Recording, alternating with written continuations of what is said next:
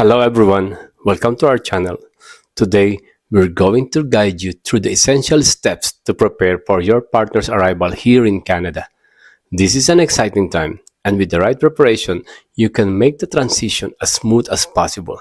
So, bakit kailangan po natin pag-usapan ang paghahanda ng partner ninyo pagdating niya rito sa Canada? Mas marami po tayong dapat malaman, kaya stick around and I will tell you step by step. First, let's understand the immigration process. Knowing where your partner is in their journey will help you plan effectively, like for example, application phases.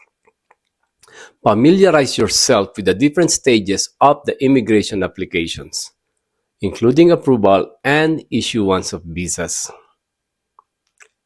Estimated timelines.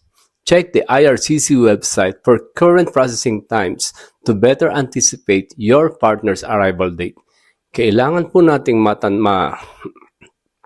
maihanda ang mga ito, like alamin natin kung ano-anong stages na ba siya, or kung nasa background check na ba siya, or nasa medical stages na ba ang partner ninyo for sponsorship, or nasa tinatawag natin siyang end stages ng application. Yun yung sinasabi nila na you're done with everything, you just wait for your visa to be issued on you, or tinatawag nating passport request stages.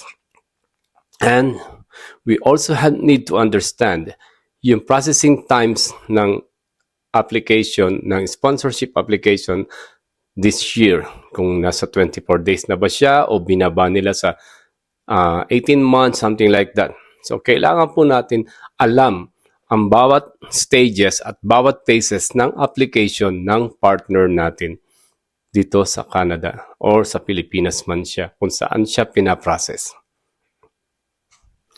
Now, let's talk about accommodation arrangement. When choosing a location, consider proximity to work, public transportations, and community amenities. Also consider temporary versus permanent housing. Decide whether to start with a temporary rental or move directly into a permanent home. Settling in. Prepare the home with essentials like furniture and groceries to make your partner feel welcome. So during my time po, what I did is when I was alone, I used to live with a family in a parang nakiki-bedroom ako, bedroom rental, o nagre-rent ako ng bedroom with one family. And then when my family come in here before a week or two, bago sila dumating dito, kumuha na ako ng bahay na mauupahan namin na 4 bedrooms with one huge backyard, and then kumpleto na rin po siya ng gamit. Meron na siyang rep, may mga basic sabi natin basic furnitures and fixtures na kailangan ng isang pamilya na nagsisimula rito sa Canada. And yung sasakyan ko, ginawa ko na rin siyang 7-seater, plus marami namang naghanap-hanap na rin ako ng mapapasukan ng aking partner dito sa lugar ko bago pa man siya dumating. So by the time na nandito na siya, I think nag-adjust lang siya ng 1 to 2 weeks before na mag-start na siya maghanap ng trabaho. So ganun po ang mga bagay na dapat nating paghandaan bago dumating si partner dito sa Canada.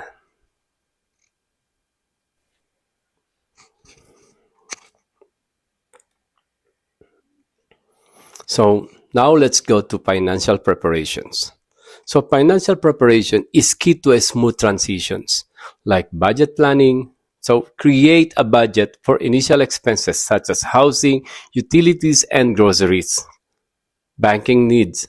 Set up a Canadian bank account for your partner and explore online banking options.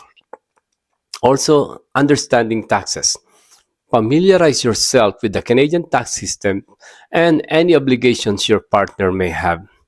So, lahat ng mga ito po ay napaka-essential sa paghahanda ng partner natin pagdating nila rito sa Canada. Like for example, yung mga budgeting natin sa bahay kasi madadagdagan na po tayo, hindi lang tayo nag-iisa na pagdating nila. So either may kasama silang dependent or nagsisimula kayo sa dalawa. So kailangan medyo mag-a-adjust po tayo sa budget ng ating house pagdating ng ating partner sa Canada. Also, as what I mentioned earlier, the bank account. So, kailangan nating i-set up ng bangko si partner natin pagdating niya rito sa Canada. So, paano po yun? First things first, kailangan ni partner na magkaroon siya ng proof of residency or yung proof of residence na papakita niya sa pag-open ng bank account dito sa Canada. So, paano natin magagawa yun? First things first po, pupunta muna siya sa any registry para makakuha ng what you call that or makapagbukas muna kayo ng tinatawag natin cellphone services o network provider para meron siyang maipapakita sa registry dito sa Alberta or anywhere in province na meron na siyang address dito sa Canada. Aside from giving them a copy of your government-issued ID from the Philippines or yung COPR na inisyu ng embassy sa kanila para proof of identification. So, ganun po. And then, pag karoon na sila ng proof of address, pwede na silang mag-open ng bank account, pwede na rin silang mag-open kumuha ng what you call that, Alberta or any provincial IDs, something like that. But first things first, pagdating nila rito, kailangan pa rin nilang kumuha ng SIN number. Yun ang unang-unang dapat gawin pagdating nila rito sa Canada. Employment and career planning is crucial for your partner's integrations. This needs the following: job search resources. Utilize job search website, recruitment agencies, and networking events. We also need credential evaluations. If necessary, have your partner's educational and professional credentials evaluated by Canadian authorities. We also need career counseling. Consider professional career counseling to explore opportunities and build a career path. Lahat ng ito po ay kailangan ng ating partner pagdating niya rito sa Canada. So like dun sa career natin, so kung maghahanap siya ng trabaho, pwede natin gamitin yung mga Indeed, Job Bank, or yung mga network natin. Network, what I'm saying is yung mga kakilala natin at saka yung mga kaibigan natin, KKK, na pwedeng makatulong sa ating partner pag nandito na siya sa Canada na makahanap ng trabaho. So ano pa po ang kailangan nating ipa-expect sa kanila, sa partners natin once they come in here? Yung career nila sa Pilipinas. Hindi pwede nilang bitbitin dito sa Canada ng ganun-ganun na lang. Unless i-challenge nila ang mga exams or yung mga challenge tests para ma-consider yung mga experience nila sa Pilipinas at magamit nila rito sa Canada. Kailangan natin ipaintindi sa kanila na lahat tayo rito ay nagsisimula sa ibaba, going up sa career when it comes to our career.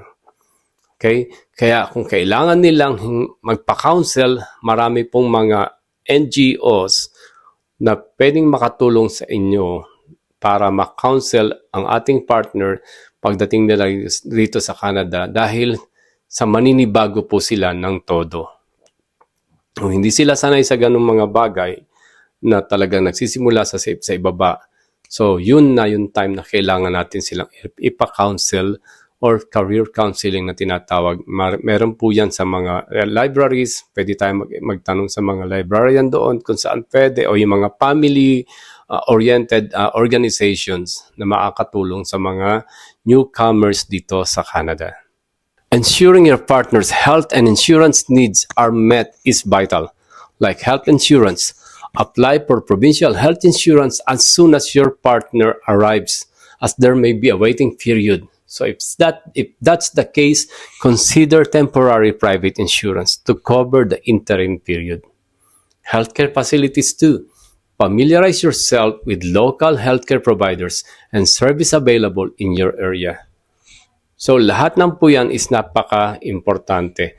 Pagdating ni partner dito sa Canada, asikasuhin po natin kaagad ang healthcare insurance nila o provincial healthcare insurance nila para kung ano man ang mangyari sa kanila during the waiting period during the transition period, is covered na po sila ng insurance dito sa Canada. If there is a waiting period, as I mentioned a while ago, pwede kayong kumuha ng private insurance for time being to cover that interim time period. Familiarize the healthcare provider in your area. So, the moment na dumating na si partner ninyo, kailangan nyo na magkaroon ng family doctor. So, kailangan kilala na ninyo kung sino-sino yung mga doctor sa lugar ninyo, lalo na kung may dependent na kasama si partners ninyo. From there, magkakaroon na po kayo ng access sa lahat ng healthcare services dito sa Canada dahil i-update po ng provincial o ng federal ang healthcare records ng pamilya ninyo magmula kay partner hanggang sa dependent. Cultural and social integrations will help your partner feels at home, like community involvement, encourage participations in local events and cultural activities. Language skills too, if necessary, enroll in language classes to improve communication and integrations. Social networks. Join social groups or online communities for newcomers to connect with other similar situations. So lahat ng ito po is napaka-importanteng papel sa ating partners pagdating nila rito sa Canada. Like yung mga language skills, I believe may hirapan sila. Siyempre, hindi sila sanay sa Pilipinas ng ganun na fluent. Pag English, hindi naman sa fluent, kundi yung bang dito kasi officially English ang usapan natin dito sa Canada. So, kung kailangan nilang mag-aral ulit ng English language, go for it po. And what's more important is kailangan natin yan pagdating sa pag-apply ng citizenship. Kung wala tayong maipakita na diploma or transcript of record when applying citizenship here in Canada, kailangan nating maipakita yung language proficiency test as one of the requirements when applying citizenships. So, as I mentioned earlier, yung social groups na kailangan nating daluhan o samahan dito sa lugar namin, meron kami mga Filipino organizations here na pwedeng ipakilala mo. Let's say parang introduce natin si partners sa mga organisasyon na kinabibilangan natin. Or yung merong mga online event o mga online Facebook page para sa mga bago lang dito sa Canada or para sa mga newcomers dito sa Canada, pwede rin po natin silang isama doon para makakuha sila ng mga tips on how to establish yourselves here sa Canada. Finally, ensure all legal and documentation requirements are in order, like permanent resident card. If your partner is a permanent resident, their PR card will arrive within 2 to 3 months upon arrival, so wait for it and keep it in a safe place. Social insurance number. Obtain a SIN for employment and accessing government services. Driver's license as well. If applicable, help your partner to apply for a Canadian driver's license. So lahat ng ito po ay napaka-vital pagdating ng partners natin dito sa Canada. Like driver's license.